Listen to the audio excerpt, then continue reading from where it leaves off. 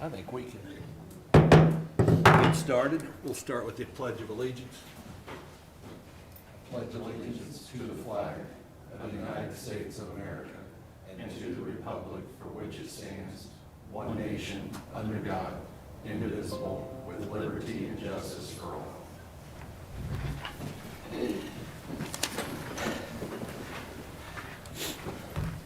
Welcome, everybody. This is the Board of County Commissioners work session. It's February 20th, 2023, and happy President's Day. Our first presentation is Jayhawk Theater. Joanne, you.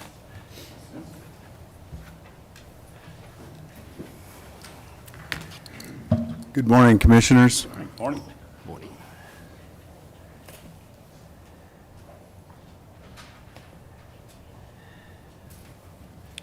I'm Jeff Carson. I'm the board president for the Jayhawk Theater.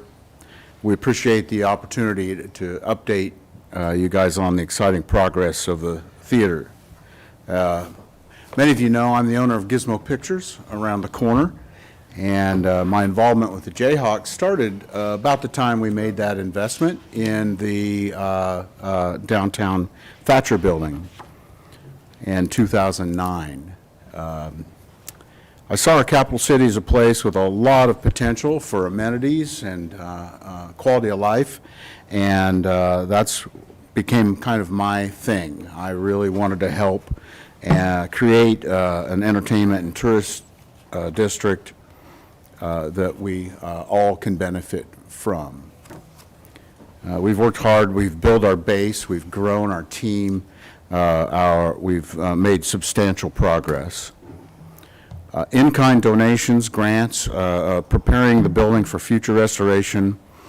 All of this work has amounted to over $500,000 toward our eventual goal. In addition to the physical work completed, we have used this time for strategic marketing. We've been testing the market and doing research, studying best practices, and looking at and talking to comparable theaters and similar sized communities. We've been testing what our Topeka audience wants to experience at the Jayhawk, and then we're maximizing the fact that Topeka not having a fully functioning historic theater puts us decades behind other communities who are vying to attract and retain the best professional talent in the state.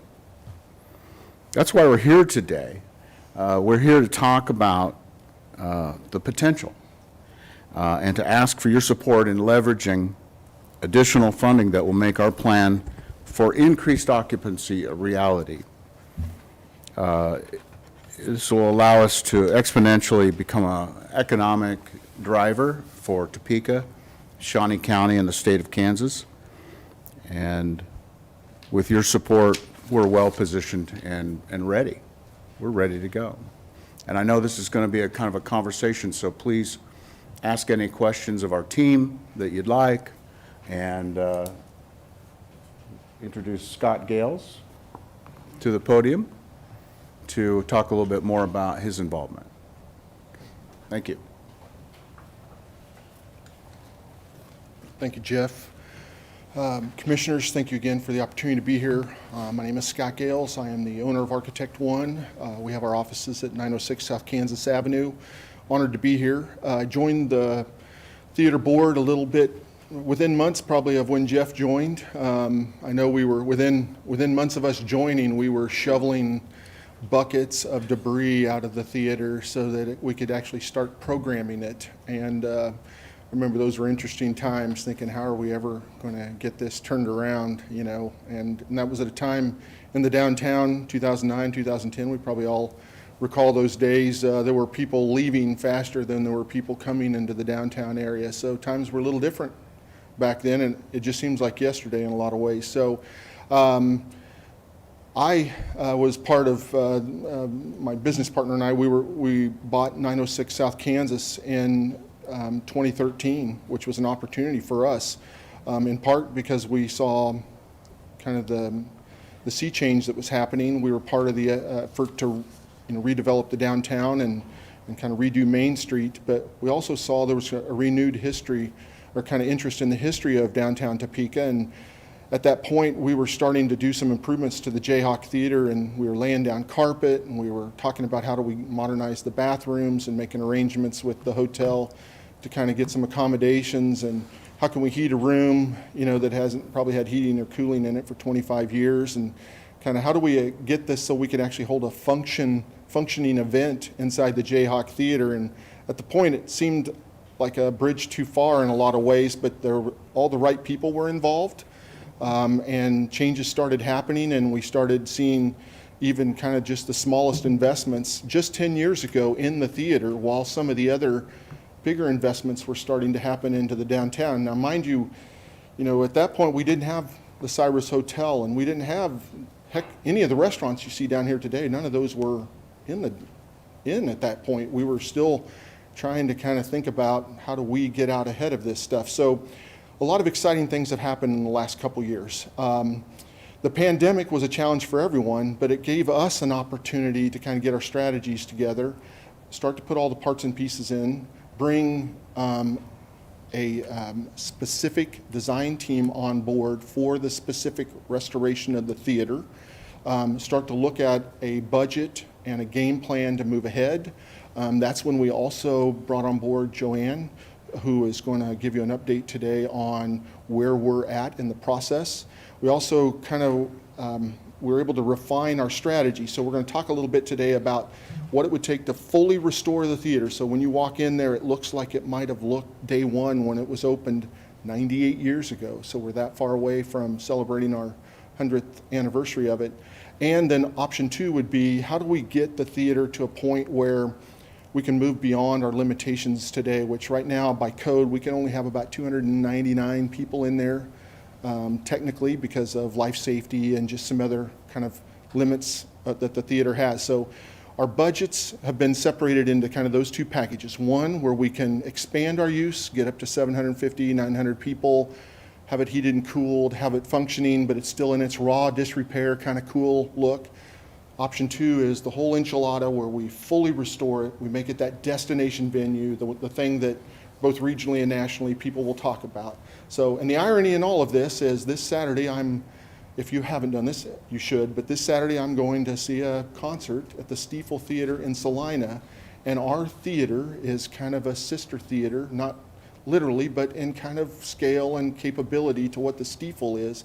And if you want to see a theater in Kansas, in a town that's it's only half the size of Topeka, but it is functioning and operating like it should, look at the Stiefel Theater, because they did the investments long before we did to fully renovate and restore their theater. And now it's sought out by all the national acts when they come through, because it's kind of that bridge between playing a show in Denver and then playing a show in Kansas City. They'll stop in Salina and kind of have a limited scope show, but they'll fill the house. So, I'm excited about the opportunity to be there and see everything, and I'm going to take notes with one hand while I'm probably enjoying an adult beverage with the other. But that's what the Stiefel Theater is for. It's for one of those places for folks from around the region to come and see a show, and we think the Jayhawk Theater can be everything that is and then some, because we are the State Historic Theater of Kansas. So, lastly, I do want to share with you that we've got a lot of exciting things that have happened from our strategies, kind of working through all the challenges of the pandemic. We are up and running. We do have a lot of programming going on. We've got some exciting things we hope we'll be sharing here in the next month or two that'll show where we're going. And with that, we want to kind of share with you today where we think we can collaborate with your involvement to even strengthen kind of greater than the sums of what we plan to do and move from there. So thank you again. And with that, I think Vance is going to come up and share some updates with you on the project.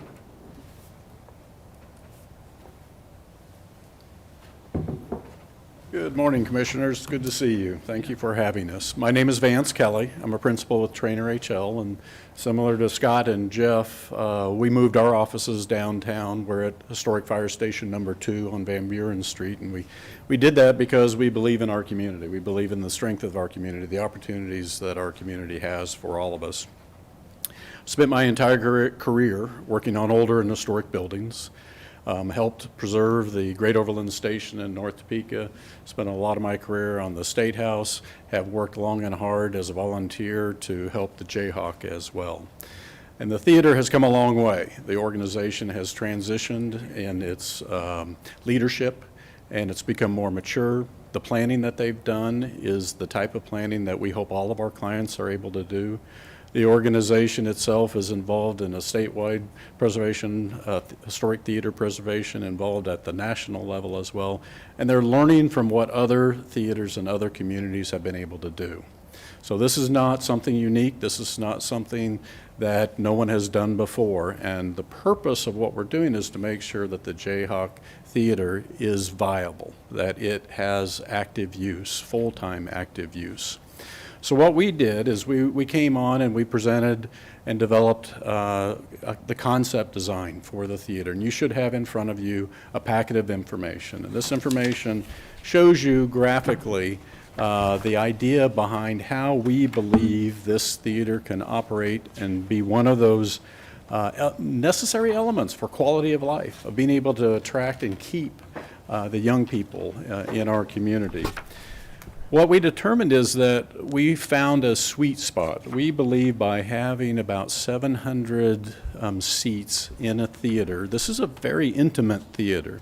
If we can have about 700 seats total of people sitting on the main auditorium level and up in the balcony, what that does is that gives us an opportunity to partner with other venues that we have. It's not competition. It's partnership so that we can improve the arts within our community. But one of the advantages that the Historic Jayhawk Theater has over some of the other venues here in town is that the historic seats have already been removed. In talking with other theaters of how they can make sure that their theater operates more than just a couple of times a month because of a venue of a band or performance coming through, is looking at platform seating, making sure that we can use this facility for more than just performance space. We can use it for gathering space. We can have corporations use it. We can remove all the seating on the lower level on the main floor and have activities. And whether that's somebody's wedding or reception or conferences, all of those types of activities can happen within a venue like this if you plan it in this way.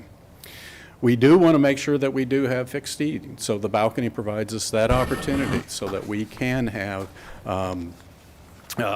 seating that is comfortable. And if you've been in the Historic Theater, and I know a number of you have been there in the past to at least tour it or experience it, it is an intimate theater.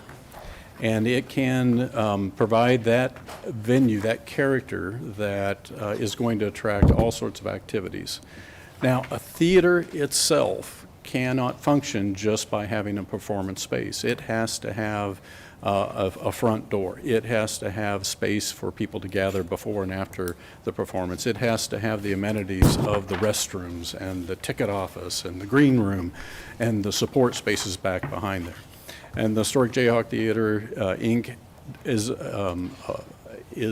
has the advantage of having the gallery space. And what you'll see in those plans is that gallery space can actually act as a meeting space. It can act as a front door off of the Jackson Street. It can also provide the spaces for the restrooms and the concession area. And so not only do we have the Historic Jayhawk Theater, but we have the Jayhawk Gallery as well that will be able to make sure that this operation is functioning the way it should and needs to be. This is an exciting time for the theater. Like I said, they have spent a lot of time talking to others about what works well, what doesn't work well. And what you have in front of you is what we believe is the design concept that we're ready to move forward with. This takes a lot of planning effort, and the theater is ready to go. I'm going to turn it over to Joanne and let her talk somewhat about the budget, but I do want you to know, as part of the planning process, one of the things that we always try to do is we look at planning the entire project at one time, and then knowing that funding may come in at different pace, that we find a way in order to capitalize on the funding that we have available to us, looking to leverage that funding for other fundraising activities, but we don't want to wait. We're ready to go, and we need to be able to do this project, if necessary, in different steps and different phases to make sure that it happens, so that the community can continue to enjoy the facility and not have to wait. So with that, I'll turn it over to Joanne.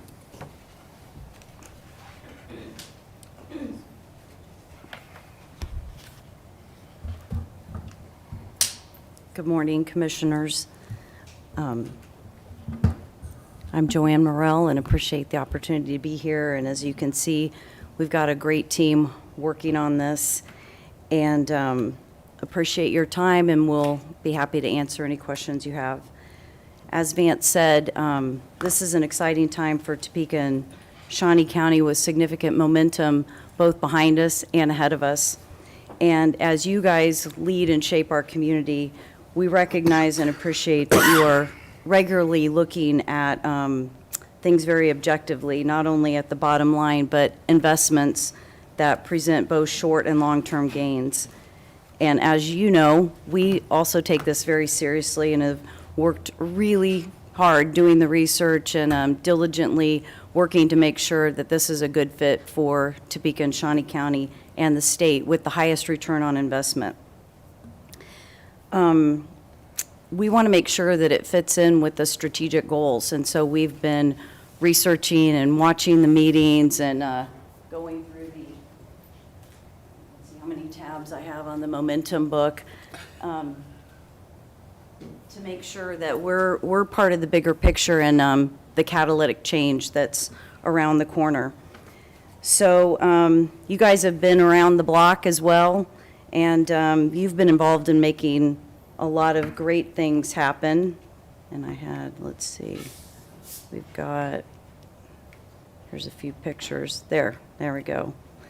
And you know firsthand what takes years and sometimes decades of thoughtful planning comes to fruition only with the persistence and the dedication, and then we see the fruits of our labor and investment over time, and the ripple effect that happens as well. The upgrades to Stormont Vale Event Center, Gage Park, Lake Shawnee, Midwest Health Aquatic Center, Evergy Plaza, those are just a few of the substantive things that we've recently seen. And as we work together to grow our economy, that $100 million plus investment in downtown over the past 10 to 15 years continues to see exciting growth with new restaurants, new retail, new housing all on the horizon. And that vibrancy helps us recruit and retain a young workforce, critical to our long-term growth. This shift in thinking and the embrace of working together and the public-private partnership has been extremely positive and a needed change in our community. We no longer dismiss the importance and value of arts and culture and recreation, and you guys have embraced that and been behind that, so we appreciate that. We know that without a robust quality of life, those amenities and attractions that help draw and retain our young professionals, without those, we lose to other communities who are doing that. And there's a lot at stake as communities across the Midwest and U.S. continually up their game and prove to be decades ahead of the arts and entertainment districts and a vibrant nightlife, creating cool spaces and venues that attract young professionals. And we look at comparable percentage growth. Although those trends are improving, we know that there's still work to do. Over the past few years, the Jayhawk has been working hard, bringing in some great acts, maximizing this pre-restoration opportunity to test the market and see what Shawnee County and Northeast Kansas want to have at the Jayhawk Theater. We're selling out events, we're learning, we're growing, and with each event, we make progress. So much to our delight, we're regularly drawing patrons from not only our immediate service area, but from across the entire state and beyond, averaging about 5 states per event, from music to comedy to national tours and film festivals. We're doing it all. Visit Topeka, downtown Topeka, GTP Forge. They say that was great, do more of that. And so understandably, there's pressure for us to do more and be more, but we need help. because we're at kind of a critical point. With the current occupancy limits and our limited HVAC systems, the theater is restricted in many ways, from the number and quality of artists we can draw to the number of events we can host each year. When the extreme Kansas temperature fluctuations are no longer a concern and available tickets go from 300 to 750 to 1,200, depending on the configuration, we can quickly grow from 10 major events each year to 50. Following the model and best practices of many successful Midwest historic theaters, in a projected 4 to 5 years, when fully scaled, the Jayhawk Theater will be annually producing a minimum of 100 events. So the obvious question is, what's the cost of doing it? And we did just receive last week updated construction estimates, and that was a reality check. As you know, construction prices are still extremely volatile, and with little sign of them slowing down or leveling off. So what we had originally talked to you about, the increased occupancy investment and budget of about $2.7 million is now nearly close to $5 million. That includes all the required life safety features, per our discussions with the fire marshal and looking at fire escape, sprinkling, HVAC, required access and egress. And it also includes the most urgent and essential piece of securing and sealing the foundation, waterproofing the exterior. You've seen the pictures. I think you've probably been there in person to experience the standing water in the basement. And after a big rain, that Jeff does not look forward to going down there to see what's there. So there you go.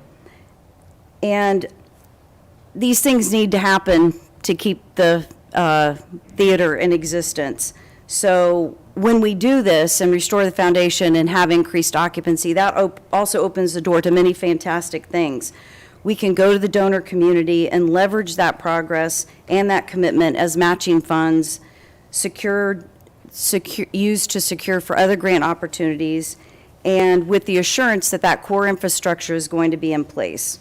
Frankly, nobody wants to fund HVAC and a new foundation or a new roof.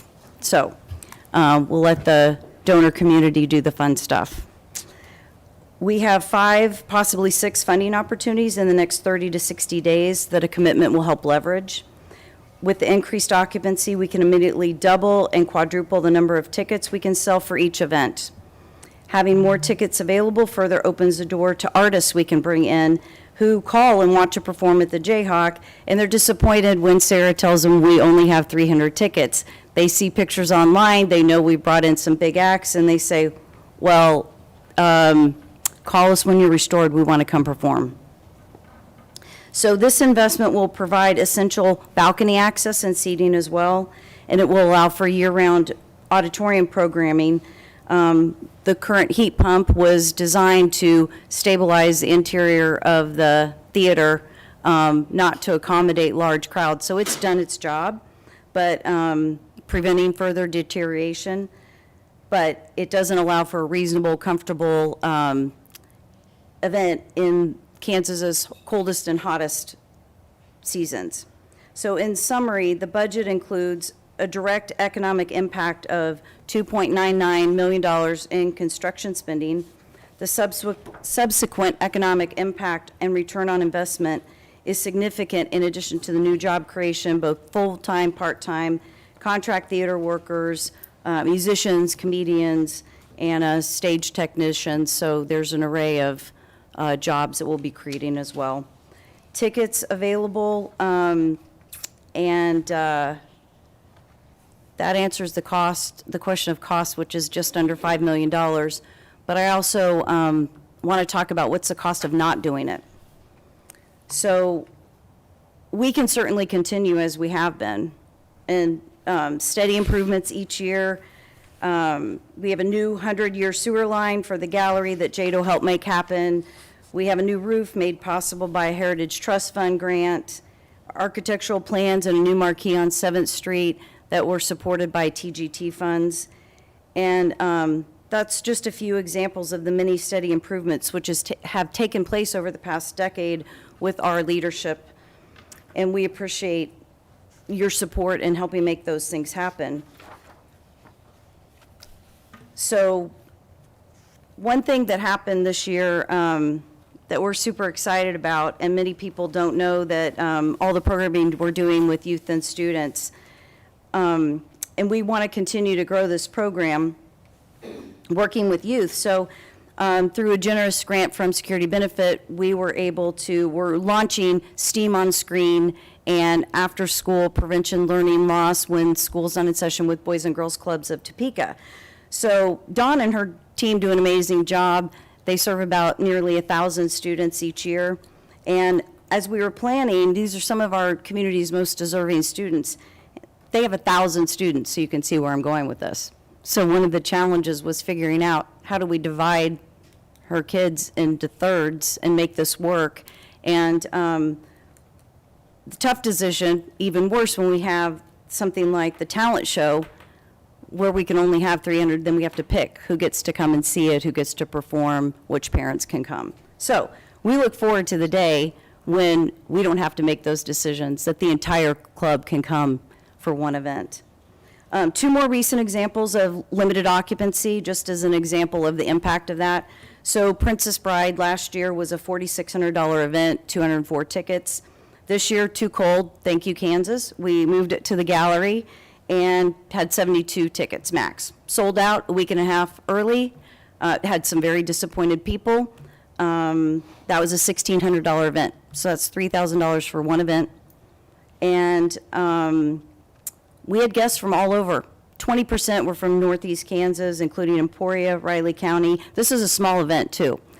So we're drawing people from outside, not just with our big events. And 88% of our ticket orders were new people coming to Topeka. So we are regularly drawing new people who want to come to the Jayhawk and the events that we're doing. So what does that look like with increased occupancy? Say we only sell 500 tickets. Well, that makes it a $10,100 event. So that also impacts our community and the people that we're bringing in, because what does that mean to the downtown businesses, restaurants, bars, retail, when they go from 200 tickets to 70 tickets, or what does that mean if they have 500 people coming downtown? So last recent example I want to share, when a popular rap artist launching his new album at the Jayhawk discovered 400 to 500 of his loyal fans wanted to come for his new album release, he was faced with an unfortunate decision of turning his fans away or relocating to another venue. So that was money that directly left downtown Topeka. And there are intangible costs as well. As we look at the need and importance of restoring the Jayhawk, the cost of not restoring it, I'm reminded of a number of catalysts that we considered when we were building the Discovery Center. So at that time, Topeka was one of 5 capital cities, and the largest by far, the only one with 100,000 population that did not have a children's museum. And as we tried to recruit doctors, one of the first and frequent questions was, where's your children's museum? They expected us to have one for a community this size, and rightfully so. And at that point, Topeka was 3 decades behind the children's museum movement. But we used that to our advantage, researching, finding out what others were doing, common denominators of success. And as a result, that original, and thank you, Commissioner Rapon, for all your work on that.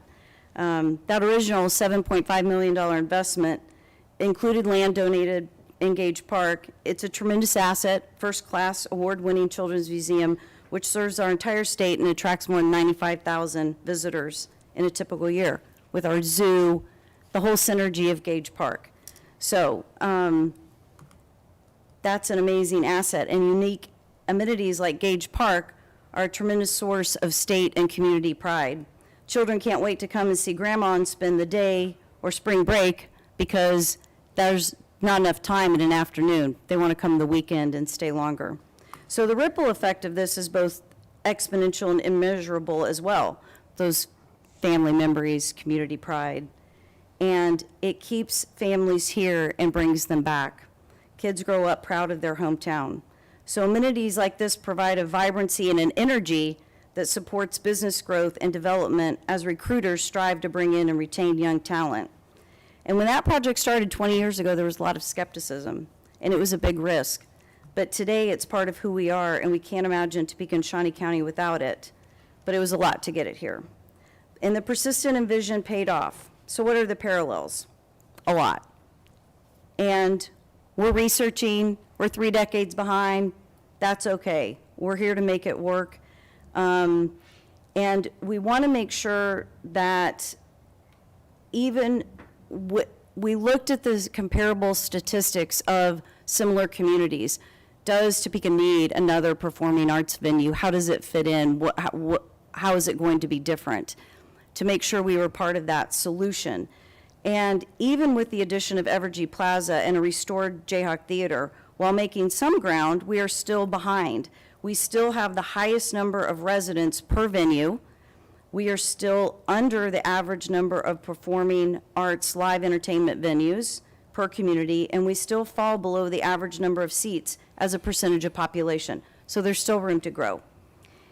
And as we look at the state and Midwest, it's rare to find a community, typically, especially one our size, without a historic theater. So here's a map. You can see there's historic theaters all across the state, and we are working with them and continuing our research. So one of the most significant catalytic changes for downtown Springfield, Missouri, was the restoration of the historic Galois. And just to share a few statistics, in 2006, that $12 million restoration led to 2019, where they hosted 180 events, including 80 national acts, generating $3.6 million in ticket sales, which then fast forward to a $43 million impact for their downtown. This year, 2022 was an exceptional year. They are exceeding pre-pandemic figures. They reached 46 states, District of Columbia, 5 foreign countries, and just under 1,150 zip codes. 2023 has already been better than projected. They are on pace for another record year.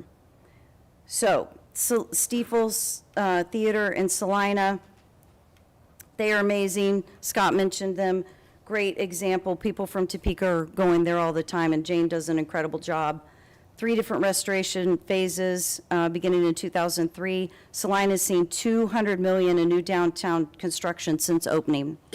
The Emporia Granada, $4 million restoration, supported $120 million in new downtown construction. The Tivoli Theater in Chattanooga, some of you may have been there on the intercity visit. About 5 years ago, the city got really serious about taking the theater to the next level. It provided $2.2 million over a 2-year period, allowing for the theater to go from 14 events in 2014 to 100 events in 2018.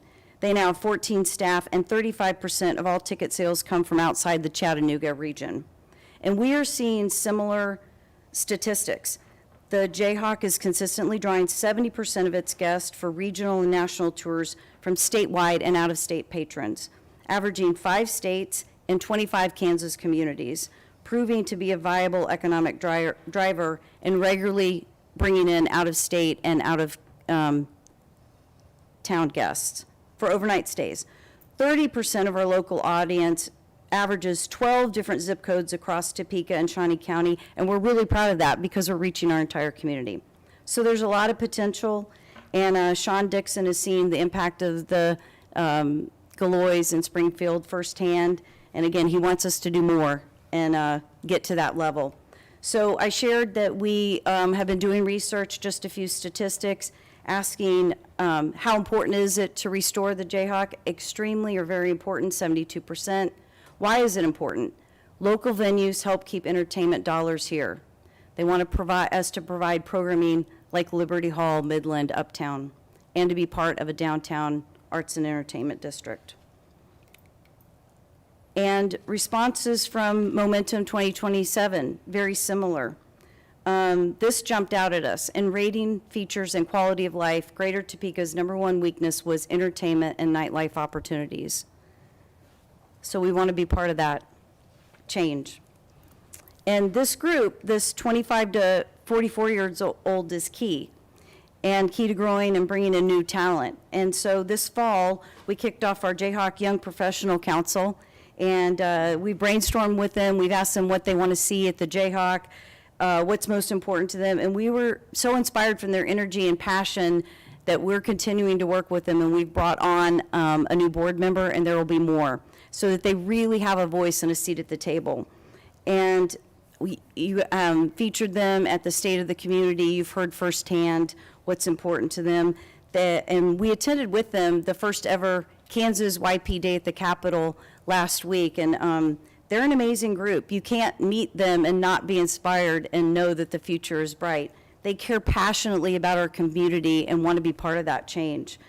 So if you haven't seen it already, I wanted to share their advocacy agenda.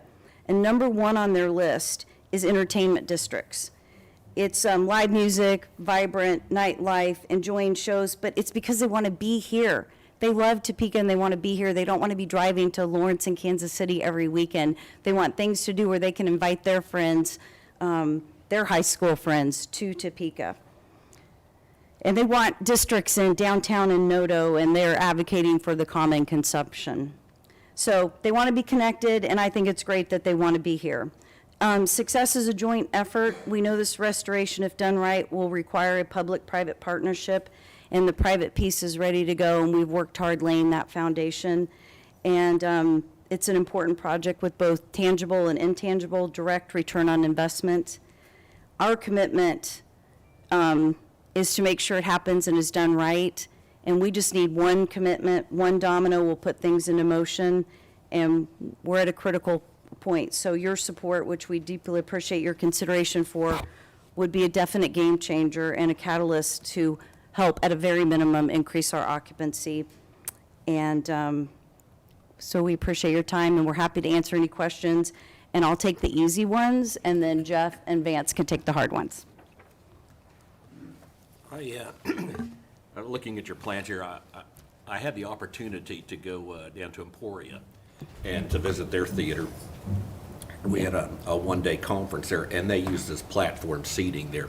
And I thought I was a little leery of that at first when I heard about it, but it worked very well there. They were able to take seats out, put tables with chairs, and it just worked out great for our conference. But it gave them great flexibility, and I like that. I imagine this has given you some ADA challenges with platforms, but I see on your plan here that you have a number of areas that are accessible, so that's good. Gee, this is I think, a very worthwhile project. I like it, and I think it's a need here in Topeka. It's a grand old theater, and hopefully we can get it all restored. I think it'd be a great economic impact for downtown especially. I really think it would help take off. I did get the opportunity to watch a presentation from the Springfield Theater, and I was, one of the things I left with was seeing that they have a situation similar to ours where they have a big venue, like a medium size, and then a smaller one like this. And they all worked well together. So I think it's a good fit. Any questions? Yeah, let's start talking about the basement. The water in the basement. It seems like something that really ought to be priority number one, in my opinion, and probably separated from everything else, because by itself, I mean, if that goes unchecked for much longer, it's going to cause more damage and get more expensive.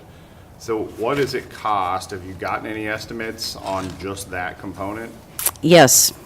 And the challenge is that to take a smaller project, what probably needs to happen is that we need to incorporate that into a larger project that helps absorb the risk. So we received bids, but there was, should I let Vance take this? This is a hard question. I'm going to punt to Vance, because it's a great question, Yeah. Commissioner. It is, Commissioner, yes, and we thought the same thing, is this really does need to be a priority. Having water in the basement is not good, having it come through the masonry wall. So we've actually done the construction documents, moving this forward, pulling it out of the big scope of work. The challenge that we found during bidding is that it's a limited scope, and because of the challenges within a downtown alley of excavation, we didn't receive any bids for that work. What we did have was at least contractors would talk to us and say, here were their concerns or here are their questions. And from that conversation, they really felt like if it was part of a larger scope of work, then we would have seen more interest in the project. So that's what Joanne was referencing, that we're trying to pull it back in and have it be part of a little bit larger scope. A larger scope in what way? Like adding the HVAC into the same project? I mean, it seems like it would take kind of a special type of contractor to do that. It does take a special type of contractor when you're out there doing waterproofing work and excavation work, but you also have a general contractor that needs to oversee and coordinate a project like the foundation work in the alley. So by having that general contractor involved, if we were to look at it as part of the increased occupancy or some other phase that we can carve out, that what we were led to believe is that there would be more interest in it. Is part of the problem a lot of underground utilities in that alley, or? So Commissioner, there are many utilities, both public and private. We've worked with the city of Topeka, and they've been very cooperative in planning the work. But the challenge is, because it's in, of course, the older part of town, nobody knows exactly what we're going to find when we dig there. We can mark the utilities on the surface, we can record them, but as an excavator goes in to excavate, he may find old lines that are dead, or he may find deterioration associated with other work that isn't part of their scope. We encountered that as well with this building. Yeah, I would say just right out here. Okay. Yeah, see, Exhibit A. right here. Yes. so unrelated to the water in the basement, I guess in terms of the layout, one of the things that these shows when they come in, I mean, a big part of it is load in, load out. Is there adequate loading facilities? Like, is there a big door that leads to the stage? Because I know, like, I've been a part of shows over at TPAC, and it's a challenge. They've got to remove a door jamb, and the truck has to back up here in the side of City Hall. And I mean, it's not easy to get in and out of. Is there an easy way in and out of the Jayhawk? I would not say there's an easy way in and out of the Jayhawk, but we are looking at that, and there is a door that is directly goes into the stage. So we do have a loading dock that, yeah, side loading in the alley. Okay. Not ideal, but it works. There's no ramps or stairs, though. It's like at the same level. Okay.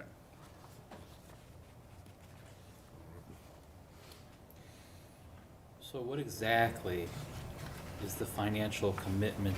I mean, what takes this from being where it's at to being actually financially viable? We are in the process of some very significant asks and commitments, and the donor community knows that in order for this to work, that it needs to be a public-private partnership. So with the commitment of the public funding piece, that leverages private support. It also then helps strengthen our grant requests. The grant requests that we have coming up in the next 30 to 60 days are highly competitive. So any firm commitment would help leverage the maximum support and help us on the ranking. Okay, let me rephrase. Okay, so We've got plaster that needs to be addressed, we've got water in the basement, we've got an aging facility, 98 years old. Right. We have to make a decision as a board. Do we take this to what it looked like 98 years ago, or do we leave some of the rustic, cool aspects of it? In order to be financially viable, I mean, what's your targeted goal that you're trying to fundraise for? And knowing that the operation, or renovation costs continue to go up, and they've shot up here recently with materials. What is, as a board, what are you focused at? Great question. So we just got those updated numbers 3 days ago, and the budget to increase occupancy, which we see as a minimum, is $5 million. And we're looking at how we phase that and are, as Vance said, to design the entire project So then as funding is received and commitments are received, we know what next phase we can do. So there's another layer that's about another $5.3 million. That includes the additional support spaces for the national acts. And the complete project is about a little over $19 million now, unfortunately. Okay. Yep. So round it up to an even 20. But so our goal is to have the commitments in place by the end of this year, and then we know what the budget is to build to and what we can do, because we're not going to spend any money that we don't have secured. And the significance of knowing sooner than later, the other implication is, as we're figuring budgets and going to maybe foundation and where that money comes from and who's provided that support, makes a difference in calculating all of that, along with historic tax credits. And so we need to know the budget to figure out those other pieces as well for the fundraising. Are these grants that you have pending right now, are they grants where you have to have a match, or are they? Some of them require a match and some do not. Some ask for what commitments are in place, and even though a match isn't required, it always strengthens the request. Any other questions? No, I mean, I'll just reiterate, I've told you guys before, I'm a big supporter of this project. I want to see it happen. We can't afford to pay for it, unfortunately. You know, I can't speak for the others. I know that we want to help in whatever we can, but we don't have $5 million to give to the project. And so, please keep talking with us, and let's work together and try and find some way to make this happen. I think that the theater fills a void in our community. A venue of this size is kind of a niche that we find. I mean, I know with the Stormont Vale Event Center, we hear often that it's too big or too small for whatever the event is. And so this is something that, you know, some of those smaller events I think would be really well suited for a theater this size that we just don't have right now. And so fully supportive of the project. We just got to figure out a way. Thank you. I think the smaller venue too helps the public out a lot, because you can have these small events, whether it's a wedding or a prom or something, where you generally would never have that at the expo center. It's just too big. And so it's a nice size for those kind of things that really help the community. So I like that aspect of it. Any other questions, comments? Thank you, Joanne. Thank you again for your time. Thank you. And your support. All right. Nelson, you're here to talk. Nelson's from Emergency Management, and he's going to talk about our nurse navigation implementation. So.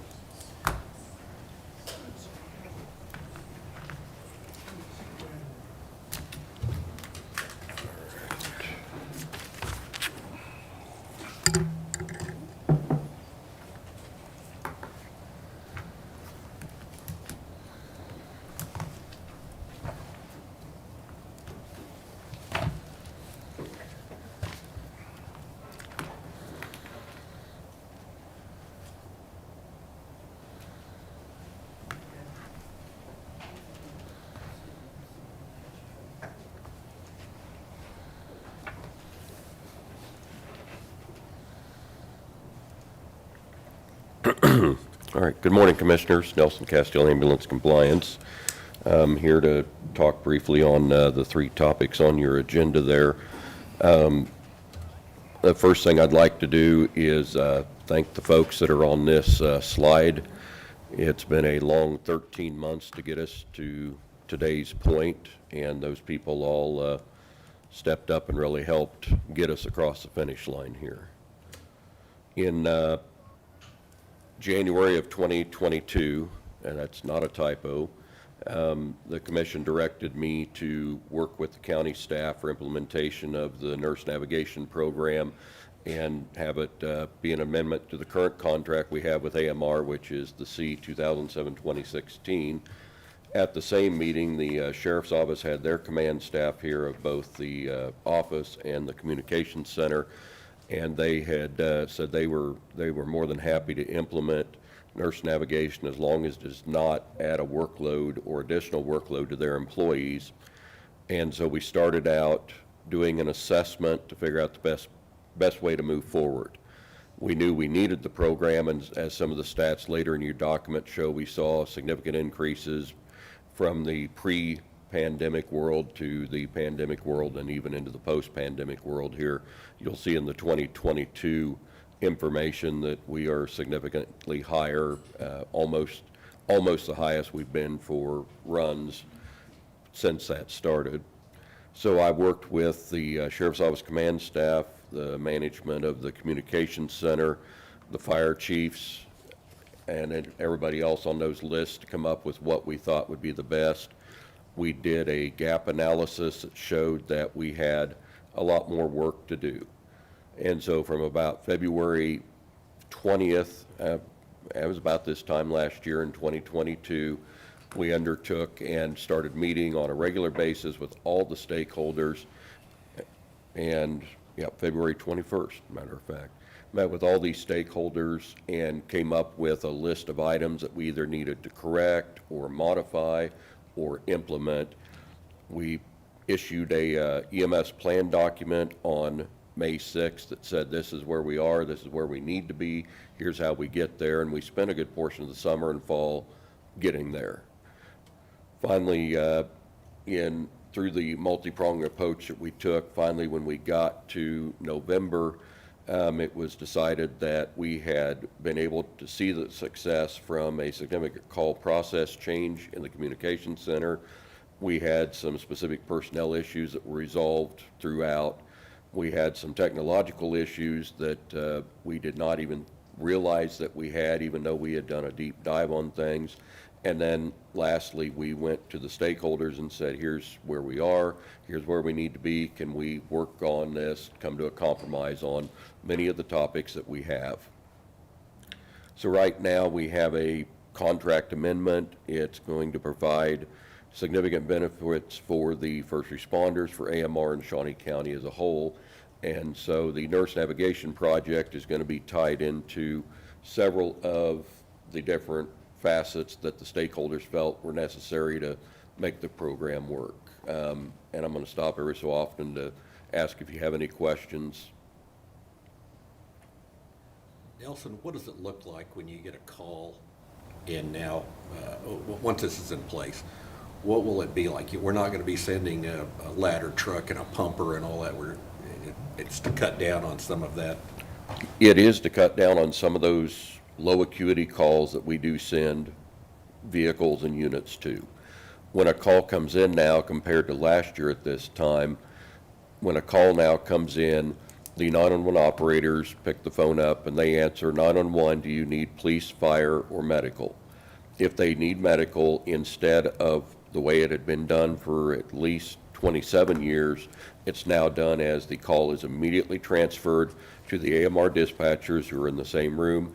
They pick the call up, it goes to the emergency medical dispatch. The policy is as soon as they get a name and address, an address and a phone number, sometimes they get a name, the 911 dispatchers themselves can disconnect and go on to other work. If there is a chance that there might need to be a law enforcement response, then they stay on the line and work with those dispatchers to make sure that the call flow is where it is. This needed to be implemented, and that's where we found some issues that we wanted to correct. It was implemented on March 30th of 2022 to go to this new way of doing it, and it took us a little bit of time to iron things out because of one of the biggest ones was technology. Believe it or not, the technology was a thing that hit us the worst, was figuring out how to not only get the two systems to talk to each other, but to talk to each other in the right way. They could talk to each other, but if they sent gibberish across, it didn't really help. So nurse navigation comes in through the EMD process, and I forgot to introduce, oh, there he is, John Antrim. He was way over there a minute ago. And I'll let him answer some questions as we go along here when we finish the nurse navigation side of this before we go to the other two topics. But the nurse navigation is in their EMD process, their emergency medical dispatch processes. Their specific questions they ask at a specific time for a specific reason. The answers to that then drive the response model until we go a little bit further into our protocol working group and task force. We'll still be sending fire trucks on certain calls, but on the nurse navigation calls, those calls we would not have to send them. And so there will be a tickler point, as I call it, in the emergency medical dispatch cards that say this qualifies for nurse navigation. They will transfer that person then to a nurse, and the document that John showed last year about about 13 months ago is in there, and I'll let him go through that. But the idea is to do just what you said is we don't need to send a $750,000 fire truck across town in the dark of night because my toe hurts. But because I dialed 911, the current policy in place throughout Shawnee County by the first responders is every 911 call for medical, they get a fire truck. With nurse navigation in, that will be negated, and as we work further, we will go to what's called a tiered response, which I believe Sedgwick County and one or two other counties do. And that tiered response is where you will find out, do you get a fire truck only? Do you get an ambulance only? Do you get both? Do you get more than both? That's where we're hoping to go. So, go ahead. Just a couple of questions. We've discussed some of these at length previously, but let's start with, why are we sending fire to emergency responses if there's no fire? The fire departments use their authority to do medical. They have either paramedics or advanced emergency medical technicians or emergency medical technicians. It's called a first responder program. The ideal situation would be they get there, figure out whether an ambulance is even needed, or can they treat that person themselves? Do they need to be transported?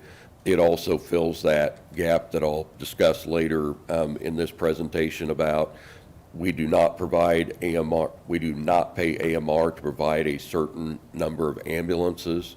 And so when you run out of ambulances, you don't want the person sitting there and not having medical attention.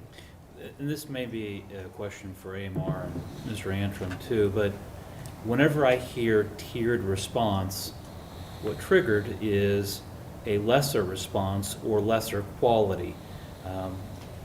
Decades ago, when we went away from having phone attendants, somebody that would answer the phone, and you could speak to a live person, now you press 1, press 2, press 3, to the point that they have studies that say after a period of about 3 minutes, people just start hitting 0 just to talk to somebody. I don't want to see that happen to 911, to where if it's an emergency to me, and suddenly I'm going through a 30-minute conversation about trying to figure out what level of emergency, it's an emergency to me. So how do we make sure that we have a level of care, a level of response, and that people aren't so frustrated with not being listened to? John Antrim, Regional Director, Global Medical Response. So that's a very good question, right? So today, when you call, you run through the EMD or the Emergency Medical Dispatch Protocol. Usually within 3 questions, we know, is this a true ALS emergent response? Is someone having a heart attack? Is someone having a stroke? Is somebody, bleeding out? So typically that takes less than 30 seconds by the time we've reached that. Now, if it's a lower acuity call, those take about 90 seconds. But those are your toothaches, your sore throats, your stub toes, I have a headache, type of calls that we respond to. Once it's sent to the nurse, they have to answer within a predetermined amount of time. And then that nurse just essentially goes through, what I like to compare this to is a triage when you go to the emergency room. So when you go to the emergency room today, they take you in a little room, they check you out, they check your vitals, and then they say, this is an emergency, go out in the waiting room, and you're going to sit there for a little bit while we take care of the higher priority. So I don't think we're lessening the service. In fact, I think we're probably going to be improving the services, especially to some of these underserved communities that rely on the ambulance and the ER as their primary health care. This is going to allow us to get them into the nurse navigation system, and maybe we can navigate them to places like GraceMed, the federally qualified facilities, and get them a primary care physician, or get them, to somebody that can help navigate them to where they need to go, versus just continuously being the cycle of ambulance ED, ambulance ED, ambulance ED. So I really think it's going to improve care versus burden it within the community. So within Topeka and Shawnee County, how much or percent, and you may not have it specific, but just roughly, are emergency responding to things that are not emergencies? So, again, based on that EMD protocol, there are multiple levels of that. If we're talking specifically to what would potentially roll to nurse navigation, we're looking at anywhere from 6,000 to 8,000 calls a year. Now, we also know in my previous presentations to you that some of those are still going to come back to us, right? They're going to say, hey, this patient probably needs to be seen at an ER, but it's not an immediate life threat, so we're going to schedule an ambulance to go pick them up, versus in the 911 system, we'll schedule an ambulance, go pick them up and take them to the emergency department within a specific amount of time. So essentially, we'll schedule appointments with them, if you will. And I just know if it's, this is going to cut down, 10% of calls or 30% of calls that maybe previously you had to respond to, but were not really truly emergencies. They were people that needed to get hooked into a primary care physician. Yeah, essentially, we run about 28 to 30,000 calls a year. Of those, we transport 17 to 18,000. I think Nelson's got the exact numbers in here. This is just ballpark. So when you look at the overall, those low acuity calls, we don't transport that high. We're going there. Someone just wants to know, hey, am I doing okay? Do I really need to be transported to the ED? And we're taking a lot of refusals, or we're getting canceled on those calls by the first responder. So they are taking up a lot of resources. I'm not saying they're not important, because they are important, because in that moment, that's their true emergency. But do they need an ambulance and a fire truck right now? No. So if you look at those numbers, when you're looking at 30,000 calls and roughly 6,000 to 8,000 of them, are those low acuity calls. It's a pretty significant number. And it's tying up resources when we are transporting them to getting them to where we really need them to be in those time-critical diagnoses such as strokes and STEMIs and, all the things that need immediate transport, traumas and those type of things. And kind of just last question I have is, and this may be a question just for our partners across the street, the city of Topeka, but I know that the city of Topeka Fire Department monitors their runs, and they will report their runs for different programs that they're involved in. Is this going to significantly reduce the amount of runs that the fire department would have? Definitely. I don't know if significant is the right word, but it is going to have a reduction in the amount of calls that they're going to be responding to, as well as ourselves. The contract for having nurse navigation, that was like $60,000, is that correct? That's correct. How much savings do you project this will save the city or county or both by having this system in place? Do we have any idea how much? Yeah, so first and foremost, the $60,000 cost, that's a portion of what it's actually costing us to implement this in the system. So I want to make sure that you guys are aware of that. There is some cost being absorbed by us. And really kind of the hopes is we have some mitigations in place that's not going to negatively affect our ability to perform within this system. But as far as an actual number, I don't know. It's wear and tear on vehicles. There's all kinds of little things, and that's hard to figure what it's going to actually save us. A call for us are on task times roughly about 50 to 60 minutes. Call, arrive, transport, drop off, get ambulance cleaned, and back in service. So even if you look at it that way, there's significant labor, savings to us as well as the fire departments, because they're rolling with 3 or 4 guys on every single call that they go on. Their time on task might not be as long as ours, but I think that there is some cost benefits and labor for them as well. Any other questions? Not yet. Yes, Brian? Sure, I think that'd be best. Brian Cole, Shawnee County Department of Corrections. And I think, I've seen other similar counties and communities do this kind of thing. One of the things that I've seen these other counties do is with Shawnee County, with our department and the sheriff's office, we contribute money to the crisis mobile responder. So for me, I would like to know if, not to put anybody on the spot, is this going to be integrate mental health calls?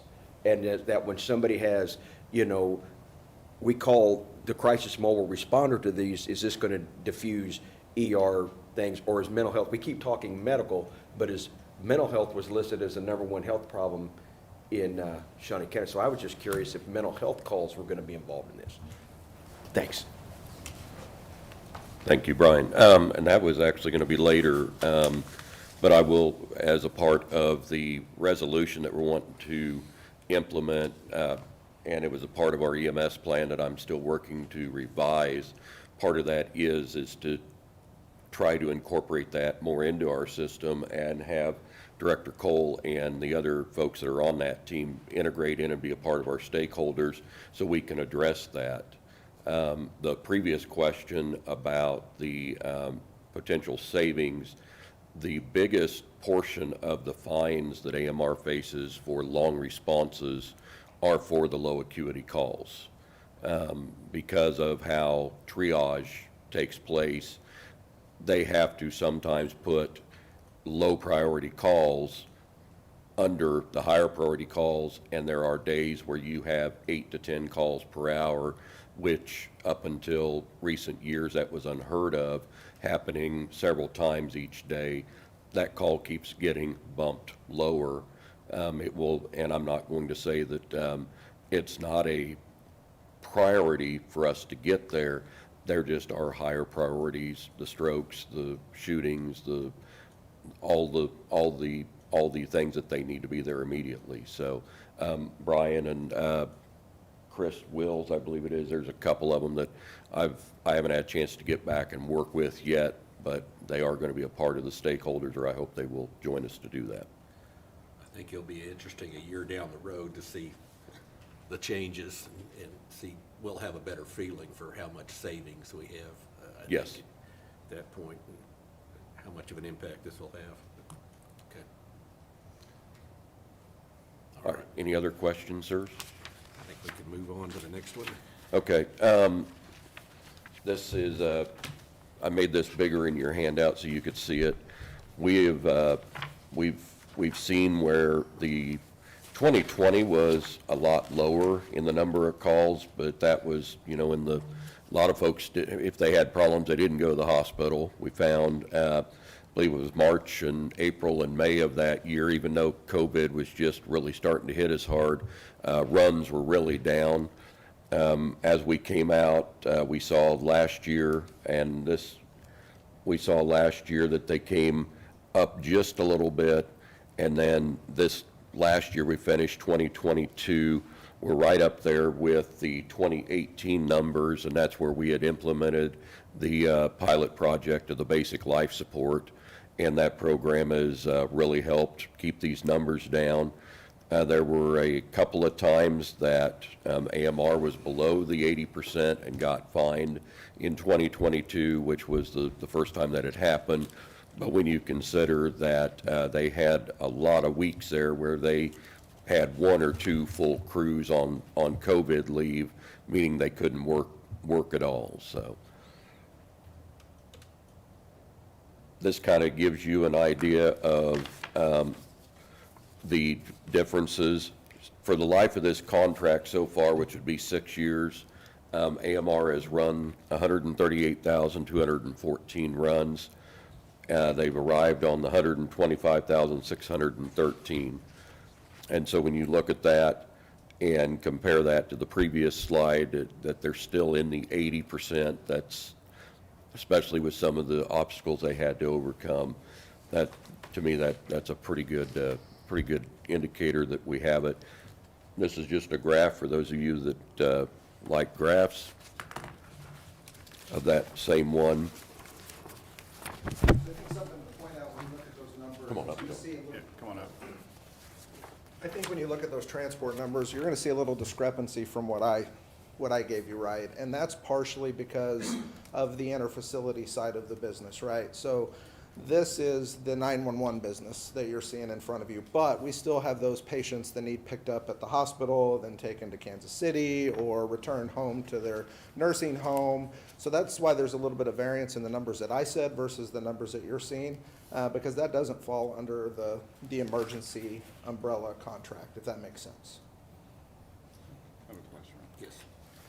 So, when I look at these, I mean, a lot of these numbers haven't changed much in the last five years. Like, the number of arrivals is pretty much the same, the number of dispatch is pretty close, but the cancellations jumped tremendously in the last, even just 1 year. I mean, it's like an all-time high, it looks like.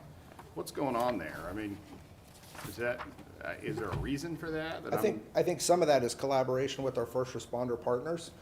There were people that were arriving on scene and waiting for us to get there to do an assessment, to take the refusal, or, and we've been able to work as a group with the policy and the protocol workforce to say this, if you get there and they say they don't need us, take the refusal, So I think that's probably a large driver of it.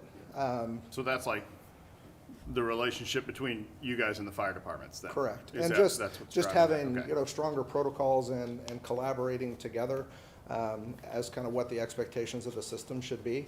I think that's probably driving a little bit of this. The other thing that I don't know, do you weed out the duplicates? Yeah. Okay, all right. So our system will generate a run number. So we're a very dynamic system. You probably see us around at the quick shops. I know it looks like I love the roller grill, but my people really don't. But we're a very dynamic system. So if this is the only truck that's available going to a call that's down here, we're gonna send it. But if something clears over here that's closer, we're gonna send that truck to get there quicker, right? So each time that happens, our system creates a cancellation for that first truck, even though it maybe wasn't cancellation, but it sounds like he's weeded those out, so. Thank you. Also in, I believe it was September, the radio system was reorganized a little bit so that now the fire departments talk directly to AMR en route, if they have an MDT or if they have the crew, part of the crew force type thing that we're wanting to implement. They can speak with them and say, hey, you can cancel, this is a non-call, or we treated them and it's not necessary to come here. And so we did see quite a few of those in the months of September through December. We saw our cancellations go up quite a bit. Any other questions? This is the on time. We saw, and I'm going to put the, since you've got, I didn't include the map because I'd have to get a really big sheet here for you. So, oops, let's go back here. The zones is listed on there. This was put in on the last contract, and we had gone with AMR to figure out where the calls, where the biggest percentage of the calls were. The previous contract was based off of if you're in the city limits or not. If you're in the county, you had this amount. So this one, and I'm going to talk about the 4 zones. The Turnpike is special, and they have so few calls there on the Turnpike, you noticed, so I'm not going to really work on those. But Zone 1, with the exception of anything south of 45th Street, all of the city of Topeka is in Zone 1. The Zone 2, we know that they're going to be able to get to a lot of the calls close to the Zone 1, Zone 2 area. When we get to Zone 3 and 4, we are seeing, it's going to take a little bit to get there. But based on how the call EMD's out, it's also based on where they're at in the posting. We depend heavily on our rural fire partners, and they do a really good job of getting on the call and telling us, hey, we need you to upgrade to an emergency, or you can downgrade if you're running emergency. Our fire departments have recently, I don't remember how many, are going to start utilizing advanced EMTs, and they have some paramedics on their departments as well. And that helps tremendously. They're also able to talk directly back to AMR. With the implementation of the crew force that we're asking you to approve as part of this contract, that will make it even more seamless, where they can be putting that information into their phones. It goes into the dispatch center, then it goes over to AMR. So any questions on the on-time stats there? At the bottom, you see what they get fined for. It's how many minutes. Doesn't matter what the call is, whether it's a stub toe or I've fallen and can't get up, or it's a CPR call. When they hit those certain thresholds, they get fined $10 for every minute that they're over based in that zone. So.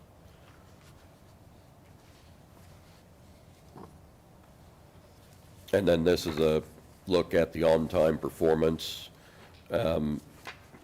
The Turnpike one is the one that I would say don't put too much into, because you might get 3 calls and you show up on time for one of them, depending on where it is. The Turnpike is very interesting due to how the system status is. We had thought that AMR might be able to use some of the fire gates that the fire departments use, but that actually we found was going to add a lot more time, especially if they needed to change locations. And surprisingly, even in this days of technology and mapping, people still have no idea where they are on the Turnpike. They just know they're on the Turnpike somewhere. Right. So $60,000 a year, which would come from the ARPA monies that were approved by the county Spark back in February, I believe it was, of 2022, or January 2022. It would be $60,000 starting April 1st of each year. So the pilot program would be 2 years. That would be the $120,000 that would pay for the nurse navigation program. The county would sign up pay the initial licensing for what's called the Crew Force application, which is a way to take what's in the CAD computer at the 911 center and put it on any sort of device that you can put an app on, including a laptop. And they would be able to see what's going on with dispatch. It will free up the dispatchers having to constantly be in radio contact with the folks out there to update. It would be instantaneous when it goes there. Fire chiefs feel that that would take a big load off of the 911 dispatchers. The sheriff's office, and I believe some of the fire department City Fire has had these on their phones as well, and it has worked really well. The county would pay the $91,955. The CAD vendor, Tyler New World, they said they would give us a discount. That's a discount of about $60,000 if we would sign up for an unlimited license, and then each year pay the maintenance fee of the $19,311. First responder organizations, as it's listed in the contract, they would split that out per organization equally across all 9 or 10 of them. What also came out of our assessments and gap analysis was AMR is taking more calls than they ever have. Whether that's on a 7-digit line or a 911 line, we are seeing an exponential amount of calls come into the center. And there are certain times a day where the lines are busy. If the lines are busy, the county dispatcher has to stay on the line with them, listen to it ring, reassure them that the phone will be answered shortly. The AMR dispatchers have the ability to quick connect, but if they are handling a high priority call, such as a stroke or CPR or seizures or anything like that, they may not be able to get off of it. So for no more than 12 hours per day, 7 days a week, the AMR, and I was just informed that they should have their equipment ready by March 1st to start putting a third dispatcher in there. They can look at their stats and see what are the heavy time periods that they are getting hit. Much like they do with the posting of their trucks and the assignments of crews, they look at statistics really highly. This would allow the 911 dispatchers to transfer that call, get it taken care of. There was a concern that even with 3 people in there, that it may not assist as much, and so there's another clause here coming up that I'll show you that allows AMR to, when all 3 dispatchers are busy, or if it's during the time of day there's only 2 compared to 3, they would be able to transfer that call to one of their other centers to handle, so that they're not sitting there waiting on the line to ring. The national standard is 36 seconds based on what we've seen. Anytime they do not have the ring down capability and that they go over the 36 seconds, then they'll be fined. And we'll be able to look at those and figure out why, from that fine, why were they fined? Did we not have 3? Were we busy? What was going on? The first year's cost would be $30,000 from ARPA funds. That would be a total of $150,000 from ARPA that we were granted back last year.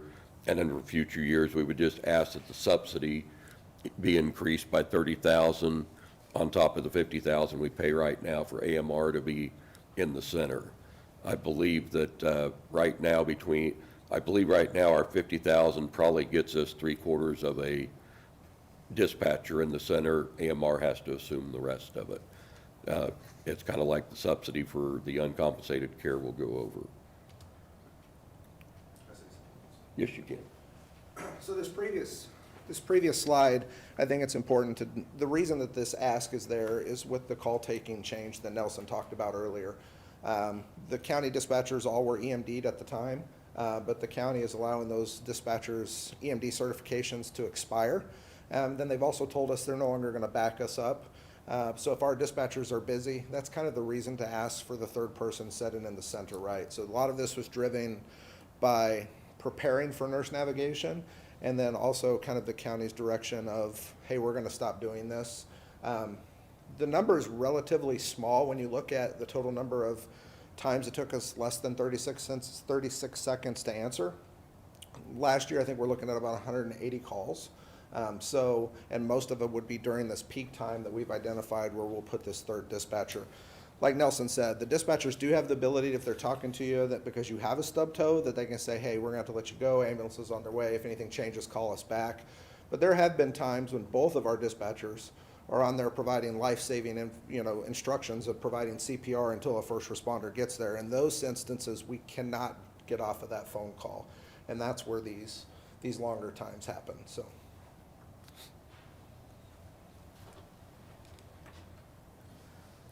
So the ask is basically it's from AMR, the stakeholders, myself, to implement this, and then in accordance with your directive to me last fall, we will work together to figure out past the first 24 months, how do we cover this? And by we mean nurse navigation works, it's what we need, we see the results. How do we fund that $60,000 a year, or do we want to do more? Do we want to do less? But reach out to all our stakeholders so that it's not just the county general fund paying in future years for that. That was an ask. I've talked to most of the fire chiefs about it, said, we will probably tackle that the first day that we can so that we're prepared and meet all the budget cycles going forward. Another part of the contract amendment is, and you'll see in there will be some significant oversight provided. I'll have real-time access to information that I need. We'll handle compliance like we always have of if we see something, we're going to make AMR aware of it and work with all those folks. We're also, on a weekly basis, I receive input back from most of the fire chiefs if they have a problem with how a call went, how it was dispatched. we'll have the same policies to put in there. There will also be a couple of exemptions that are listed in there that we feel are necessary. We found that quite a few of the activities where AMR is requested for, like blood draws for DUI cases, the medical director has agreed that that will no longer be part of the protocols. However, if they get called for one and they don't realize that, sometimes it gets forgot what we should have remembered, and we want to make sure that that does not harm anything in the contract. Here's the graph, and you should have a bigger copy of this in there that we're looking at right now. That would be the money side. ARPA up top there on the far left, I believe it is, CIP 23, then the county general fund for the next 2 years, the first responder organizations for that first year, and then the to be announced for the nurse navigation starting in April 2025. I did not continue the crew force one because that number could go up for maintenance or it could go down. Knowing our CAD vendor, I doubt it goes down, but we want to leave that in there moving forward. Back to any questions, sirs?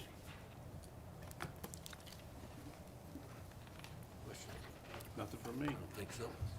So luckily, John is back from Texas and handed me a piece of paper today. It has been scanned and put into a packet and sent to the county counselor's office. We would hope to have this on Thursday. We'll get it uploaded and published out. It's been signed by one of the folks up at AMR that does the signing. Okay. The next part I want to cover is we found through this process, we kind of need to get out of the pre-pandemic world and into the post-pandemic world with how we handle EMS. There's some really big changes. The objectives of the original resolution have been met. We implemented a contract in July of 2016 that started in January 2017. I will say I'm very pleased with how that contract has come about. Part of what we did in there based on, well, I guess Commissioner Cook's the only one that was around during that time, but based on that commission's directives, they wanted something that was innovative so that we could add to it, take away from it, and that's kind of where we are with the nurse nav. We saw where we put in the basic life support portion of it, and we've also refined other areas of it. So the commission approved in December 2021 a full 5-year extension of the contract. The contract originally had in it 5 one-year automatic extensions. Seeing that we wanted to innovate in the post-pandemic world, the commissioners asked me to find out from AMR if they would accept a 5-year extension. So right now our current contract expires on New Year's Eve 2026. So we wanted to kind of adopt what is going on in all of emergency work right now, which is a whole community approach, which is why I'm glad that Director Cole stepped up here, because that is a big part of the whole community approach. There are currently, I believe, in the police department, 3 of the crisis intervention team officers, and they work 8 hours a day. They don't like to wear them out, so they're not going to work them more than that. When those individuals are not ready or available to go out, then the EMS system is impacted significantly. We can tell many times when there's not a CIT officer or another option for somebody out there. Part of the nurse navigation is I hope that we can help take some of the conversation off of the 911 dispatchers, work with the AMR side dispatchers, figure out what these folks want. Some of them, the solution is easy. Some of them, it's quite complex. The other thing, and Director Cole and I are in full agreement that a jail is not a place for somebody with mental illness. We have seen that tremendously during the post-pandemic world here. So what this resolution would do would rescind the Resolution 2012-59, and then this is where we would implement at least 4 new either committees, work groups, or task forces. The first one, we have found that with the technology in the communications center and up at the AMR mothership, there are some advances that we really need to take advantage of, and we want to do that and sell that point out. It took us a significant time back in when John and them implemented their new technology, which was they do not use radios to dispatch with. They use everything on something that looks like this. Matter of fact, same model that looks like this. And unless their computer has a glitch or there's technology issues, they do what's called silent dispatch. It will be a hard sell to some of our stakeholders to completely go over to certain technology because land mobile radio is very, very sophisticated, very dependable. So another one that has started to meet, we're just not officially using that name yet. On the first Tuesday of each month, the medical director has office hours. The joint medical director is outlined in the previous contracts. He has office hours at AMR. At the end of his office hours, we meet, we bring in all of the AMR people that want to be there. We bring in all the fire chiefs and their medical officers that want to be there. We have so far seen some really good things come out of that. We've seen some solutions, and we've also found some new problems. So that would be part of the implementation. This group would deal more with some of the technology that we're dealing with. The radio system can do a lot more than what we're using it for. Our CAD system can as well. And then this will be the one that that Director Cole and Chris Wills and some of those folks that I'd like to get on there, that EMS has such a big impact on so much in this county that we want to have the right people there. The part of the original contract, or part of the resolution, was the tuition assistance and the first responder grant processes. We would rewrite those and get your approval on the current policy. As a reminder, when AMR is late and they get fined, that information the monies go into the first responder grant application program, and they are able to purchase certain items. And we've seen some really good things from that. One of the examples of that program is Shawnee County Fire District 4 bought AEDs for all their higher level emergency folks out there, and they have used those AEDs successfully several times. So that was a really good win. Yes, sir. What is the tuition assistance for? Is that for like EMT training or things like that, or what? I'm glad you asked. The AMR, as a part of the contract, has to provide $10,000 per year for tuition assistance to county first responders. So we broke it out because we have 9. We broke it out so each department gets $1,111.11, and we keep the extra penny.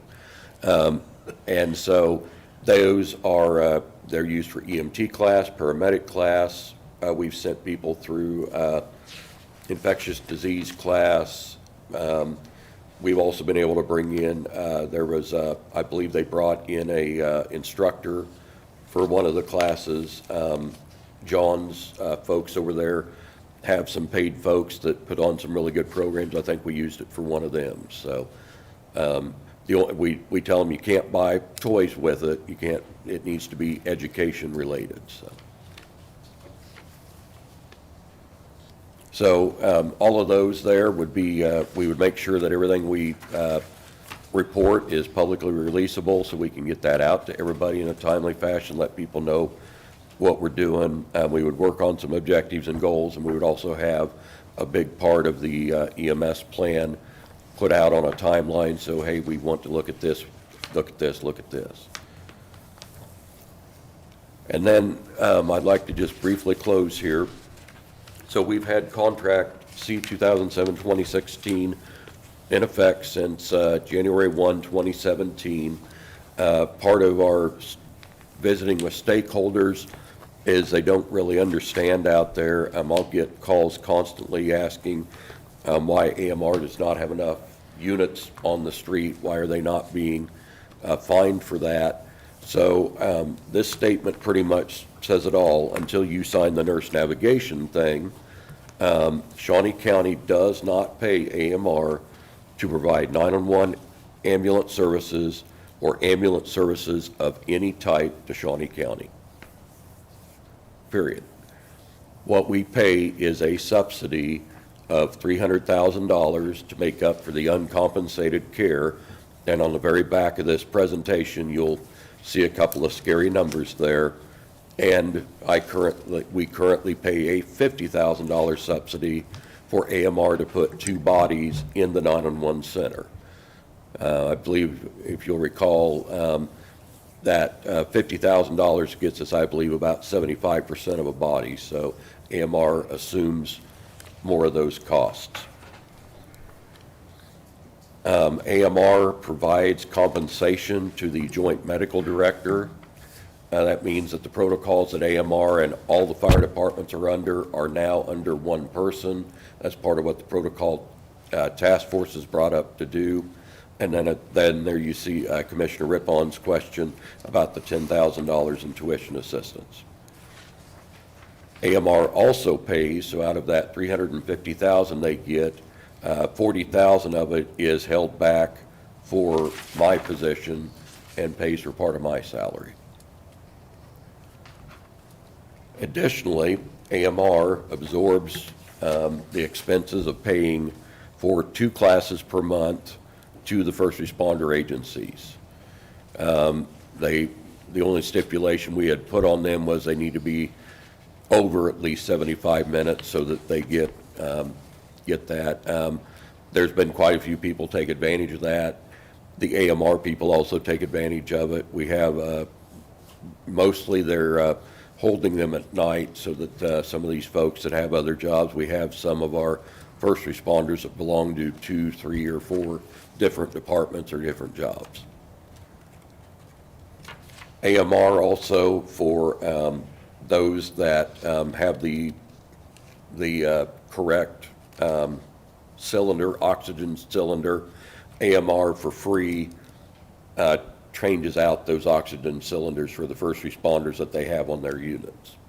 And it was originally part of the contract. I think there's only one department that does not take advantage of that, and that's because they have a different cylinder, something there. And then the on-scene exchange of disposable medical supplies. A lot of these locations, if they don't run a lot of calls, they may have something that's close to expiration. They can give it to AMR because AMR will probably use it the next couple of days. And so they can do that. Or if they use something on scene, AMR will replace it because it's been used and can't be used again, and that's free of charge. On the very back page, on the very back page, there's is the AMR financials. We will not get the AMR financials for 2022. It's not due until May 1st.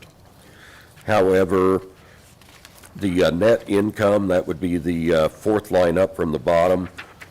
That is what this operation here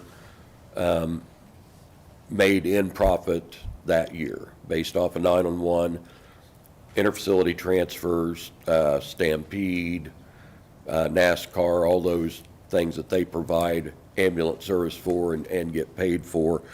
I also included below the amount that they would have if we did not provide them with a subsidy for the uncompensated care. The uncompensated care is, let's see, fifth line down, I believe it is, right under salaries. We give AMR $300,000 a year, so because we give them $300,000 a year, that number is not, that number would not be 2.3 million for 2021. It would be 2.6 million is what they had in uncompensated care. And then, of course, in 2020, AMR received CARES Act money in the amount of $225,884. As you'll see, their income was below that, and if we had not given them a subsidy, they would have, well, John would be working more than one job to make up for the 87,000 that's missing there, I'm pretty sure. They have asked for, in the first 5 years, they've asked for specific rate increases. The biggest percentage of the monies they collect is from insurance of all sorts and types. I believe the payer mix of private people that do not have insurance to pay is still below 20%. I believe it's between 16 and 20%. And then they try to collect on that. That's where the rate normally hits most people because the insurance companies have a set rate that they go.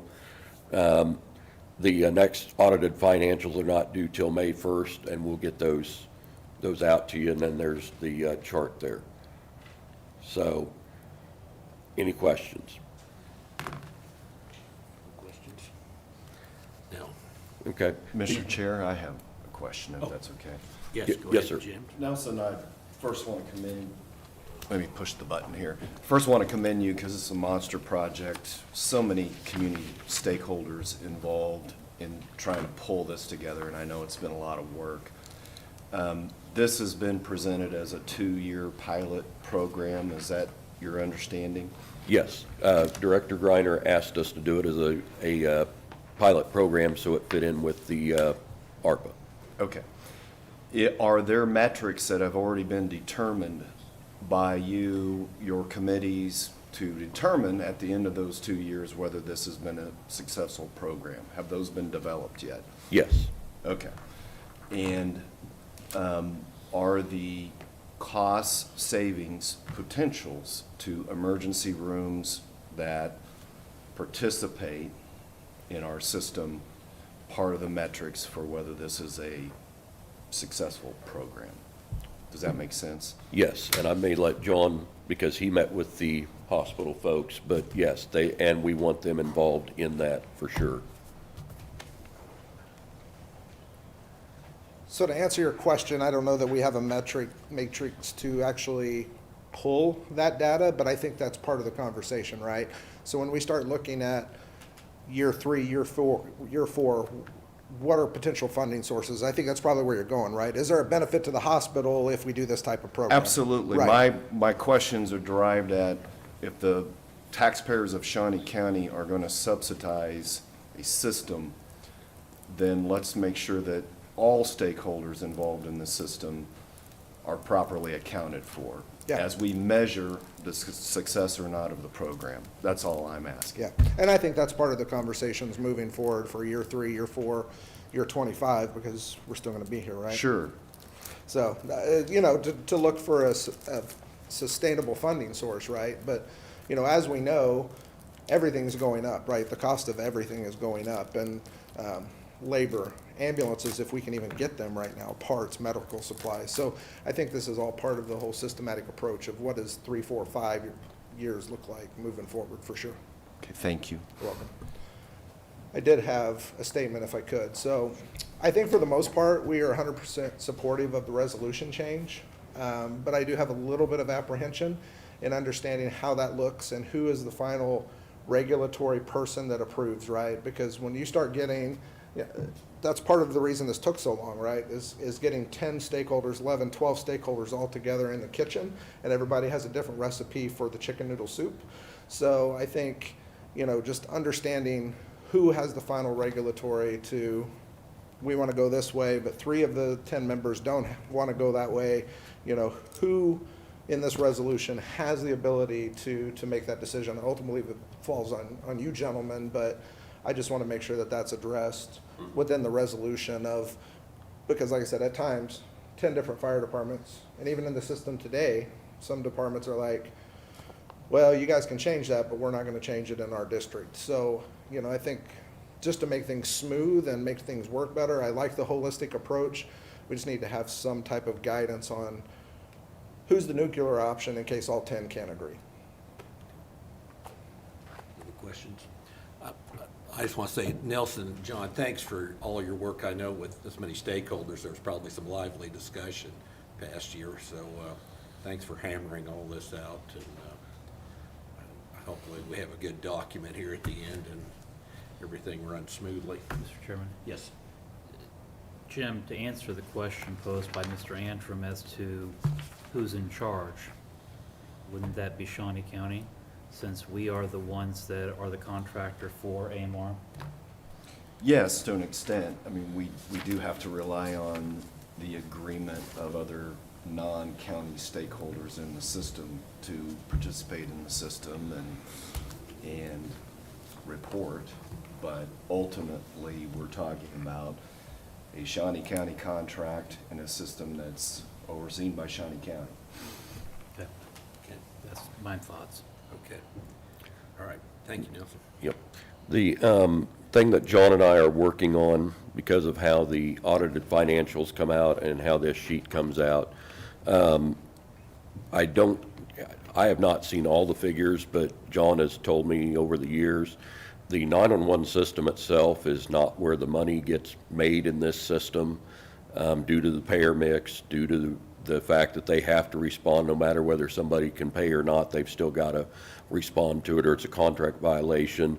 He is going to work with their legal and financial folks up there to figure out how to categorize the 911 revenue versus the non-911 revenue that comes out. And we'll probably also do that as a part of the nurse navigation side, if there's monies that come out of that. AMR, I know they provide ambulances for a large number of events, both here and throughout northeast Kansas, and they gain money from that. We'd like to see out of that, that revenue number, how much of that is what it is. So, but we'd also like that to be in an official way that we can look at the numbers. And that's all I had, sir. Any other questions? Real quick, so, I mean, perhaps it was naive of me a year and a half ago to think that nurse navigation would be done pretty quickly. I mean, it turned out to be a much more complex thing than what we'd initially thought. John, I had gone to an ambulance advisory board in which you had a presenter come in and talk about the nurse navigation program. And it sounds like even once this is approved, that there's kind of a delay in getting everything ready, that the nurses have to be trained on, you know, the geography of Shawnee County and, you know, where all the medical facilities are and the complexities there. What are we looking at for like implementation time? Probably 45 to 60 days. So the very first meeting for the stakeholders is already set up. It's on February 23rd, to where we're going to start having the conversations of developing the protocols, developing the procedures. There's several different committees that are going to work and breathe within this project. There's an alternative destination, there's a protocol committee, and then there's a marketing media. Because this is going to be a big thing, right? We are going to shock this system. It's a successful thing, but to tell people when you call 911, you're not going to get an ambulance every single time, it's going to be a big change, because today people are used to a fire truck, an ambulance, and sometimes a cop car, regardless of what the call is for. So, yeah, I think to answer your question, we're probably 45, 60 days from, you know, pushing the button to rolling our first call to. So when you push the button, can we get an update maybe 6 months in to kind of see, you know, the effects that it's had on the number of, and really I'd like some information from the fire departments as well, like, you know, how's it affecting the load of what they're doing? Yeah. As well as you guys. I mean, Yeah. obviously you guys. But Nelson will have access to a Power BI dashboard that he'll have access to look at it on a daily basis if he chooses to. Okay, great. He doesn't have anything else to do, so I'm sure he will. Yeah. Now, I understand the nurses, that they're not local probably. They're That is correct. some remote area. Yeah, we have 3 large call centers that the calls will be routed to. The people that will be answering the phones for Kansas will be licensed within the state of Kansas, so they have to be licensed within the state of Kansas. Commissioner Mays, our budget hearing in July is gonna be 5 months out, so that might be our time frame to kind of do the review, is during the budget hearing. That's a good idea. Yeah. All right. Any other questions? Not for me. Nelson, you have anything else to add? I've asked for this to be on the agenda for Thursday. I'm just waiting for the final packet to be approved and sent back, so both items will be on there. And I will probably be providing monthly reports, if not more currently, especially as we move along, keep you up to date where we're going. Okay. All right, thank you. Next is public comment. I don't know if we have anyone here that would like to speak. I don't see anyone. So we'll move on to administrative communications. Jim?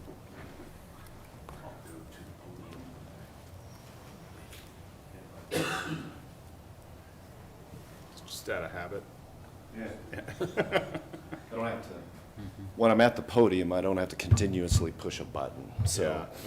Yeah, okay. Jim Krause, Shawnee County Councilor, thank you for the time. I want to address an issue that's been growing recently, and I think it's probably due to the technological change in how we do our agendas and how we submit items for the agendas. I've been hesitating to get up and talk about this because what it does is it draws attention to the last person who did it instead of the multiple departments that are doing it. But for example, last Thursday, I brought my stamp to approve as to form and legality for 3 different contract items that were on the agenda, placed on the agenda that had not been approved by my office. And it's not something that I'm trying to be a bureaucrat or my office is trying to be bureaucratic. It's actually an important function to have legal counsel review contracts to make sure we don't see out-of-state forum selection clauses that would require us to litigate in the state of Florida, for example, if there is a dispute over the contract.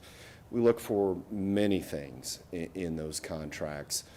It makes a difference if it's a vendor or someone that we've had a long-standing relationship with versus a brand-new contract or a new concept like nurse navigation that we've been talking about this morning that can be very complicated. So it's important that we do review those documents. I think we've got a lot of county staff out there that are struggling over whether something's a contract or not, and maybe that's part of the reason why we don't see it. It's also possible that items have been reviewed by our office. There just isn't a stamp on it, or there isn't an email that followed that review that said approved as to form and legality that got on the agenda for me to verify that it has been reviewed. If you go to the organizational resolution that's adopted each year by the Board of County Commissioners, and it's basically said the same thing for the entire time that I've been here, all contracts requiring the signatures of the Board of County Commissioners must be submitted to the counselor's office at least 5 work days prior to placement on the agenda. I don't enforce that. I try to review them as quickly as possible, have staff review them as quickly as possible. I don't want to enforce that.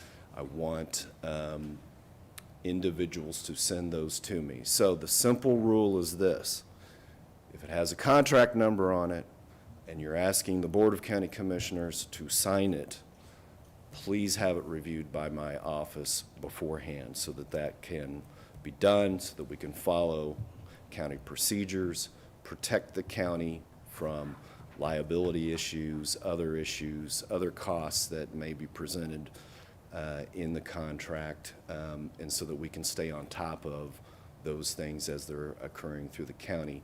I'd like your permission to send a county all email staff just sort of as a reminder of this function and need to the county. I think that's a good idea, so let's go ahead. Okay, thank you. I have one housekeeping issue. Any handouts that we get during these work sessions, I'm going to have staff scan them and put them on our computer, just the same way as we do agendas, so people, or you guys can, whoever needs to look at past information that was handed out to us, they can look it up by date, work sessions, so. Anyway. That's it. I think we are adjourned. Thank you.